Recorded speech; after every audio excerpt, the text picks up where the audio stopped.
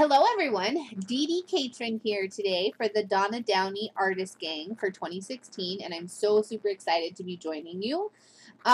Today, my first project is a tag duo that says Everything Has Beauty, and I start out with 2 pieces of watercolor paper that have been die cut using a Sizzix / Tim Holtz die. The number 8 die that's kind of like the kind of standard shipping size tag, and I'm covering my watercolor paper in Liquitex gesso. I start with watercolor because I like how thick it is and the sturdiness that it gives me without being canvas or fabric based. And then I do cover it in gesso sometimes not, depending on what projects I'm working on or what products I'm working with. But I knew that I was going to be collaging today, so I did give the tags a coat of gesso, and now I am using some golden matte medium to collage down some of my favorite vintage papers. And you can see there are 2 or 3 different kinds here. There's some dictionary page that just comes from an old encyclopedia or an old dictionary, and then some sheet music, and just kind of ripping those into random shapes and adhering those down with the matte medium. When you use golden matte medium, you should layer the tag with the matte medium first, and then put down your paper that you'd like to collage, and then another coat of matte medium. And this really soaks into the paper and kind of envelops it into the background. And now I put a little bit of white gesso on, it's the same Liquitex gesso that I used before, onto my under paper, and I've added a little bit of water to it so that I can whitewash my background, and that just will help kind of tone down the intense color, the intense vintage color that those background pages have. And now I've got out a second type of gesso. This is actually a Blick version of gesso, and it's got some really great body to it. I would compare it to the Liquitex heavy bodied gesso. It just has a really great thickness to it that allows me to get some really good coverage with it.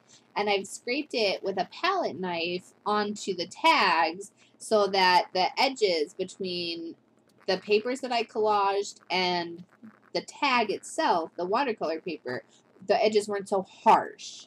It really helped me create more of a cohesive background. Then once everything is dry, you can see I actually picked up my tag there before it was dry. But once everything is dry, then I just trim up the edges of the tag so that everything's nice and neat. And I do dry my layers with a heat gun. I don't always do it on camera just so you're not staring at that. But I try to make it apparent when I do heat. And you just keep your heat gun moving when you're heating up mediums that you've been using, so that they aren't altered, unless that's what you're going for. And if you visit me again in the future on the Artist Gang vlog, I will have some other examples of that technique that I was just talking about.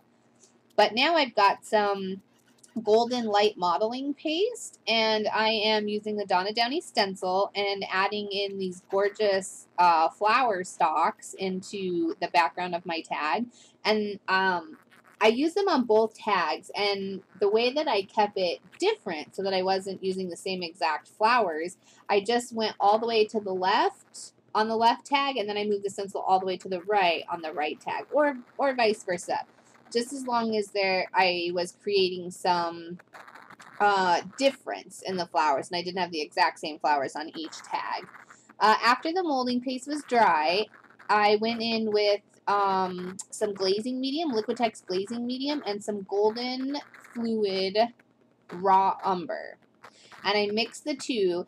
I live in a little bit drier area. I live in the desert in Las Vegas, and so when I am adding glazing medium to my golden fluid acrylic, I actually do about 2/3 glazing medium and 1/3 of the fluid acrylic. Otherwise, it dries really quick, and I don't get a chance to wipe much away. So I covered the whole tag and then wiped it away with baby wipes, and I wanted a bit more darkness around the flowers and the molding paste that I had worked on in the background. So I did those areas a second time, and then I actually went in and did just the bottom a third time. After that was dry, I have now gotten out that blick gesso I was talking about earlier that's thick, similar to the Liquitex heavy body gesso, and I have spread it out on my underpaper.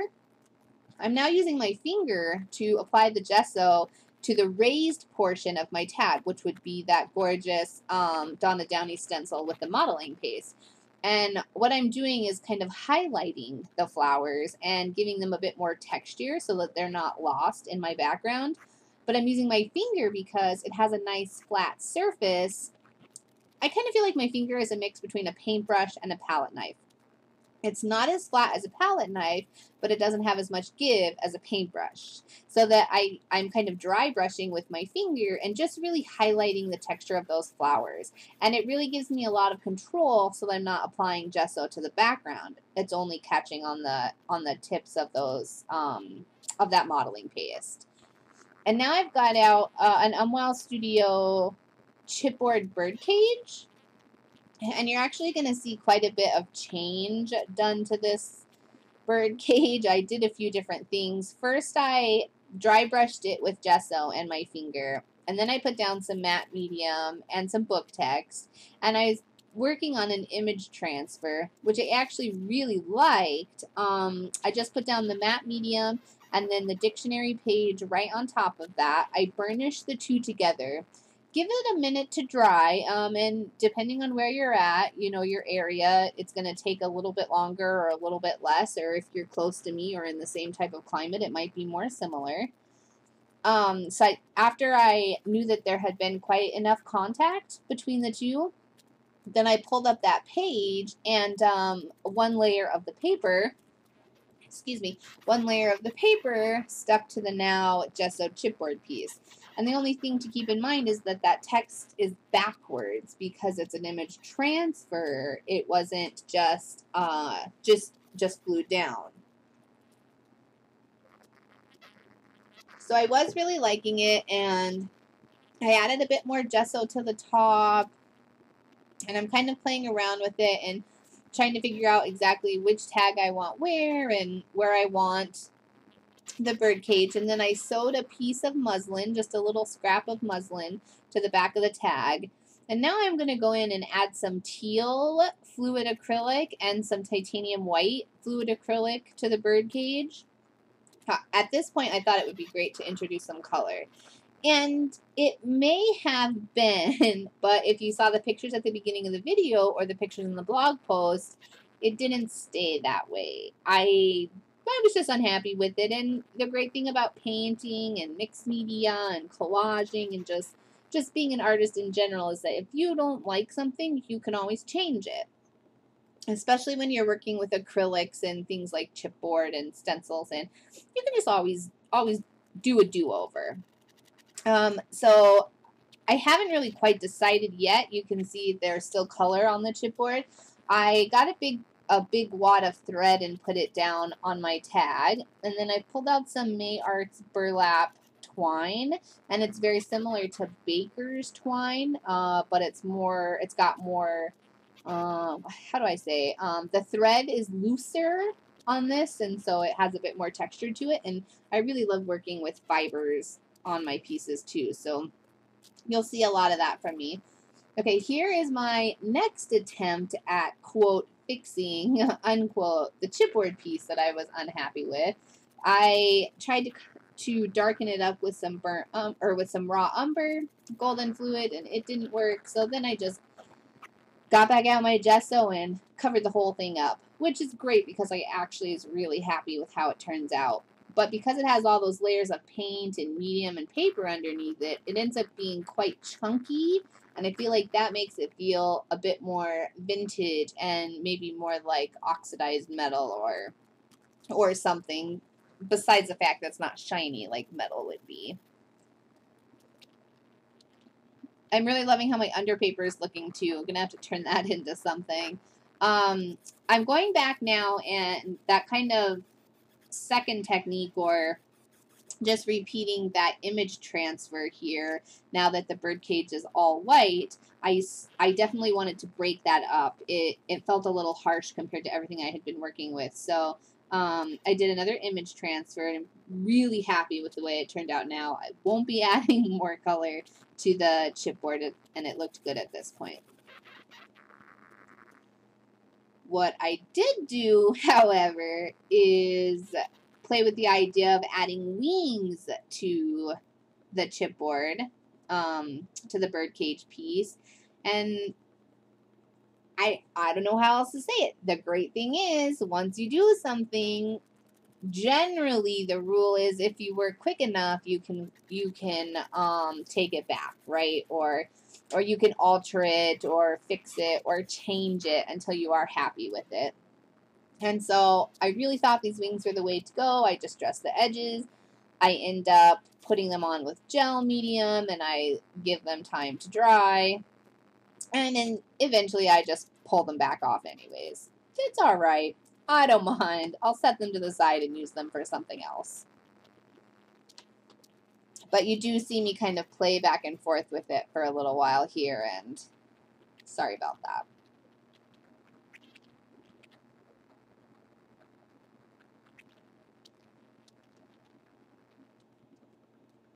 This is Golden's Heavy Gel Medium Gloss, and it is a really great adhesive for heavy things like chipboard embellishments and small metal embellishments and things like that. So you can definitely still learn something if you decide you're going to be doing that.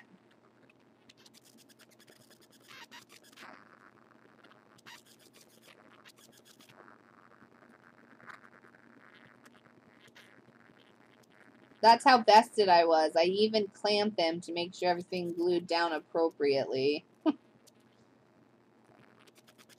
Kids, huh? Now I've pulled out some Donna Downey stamps. These are deeply edged red rubber stamps, and they have clean cushion on the back, so they cling to an acrylic block.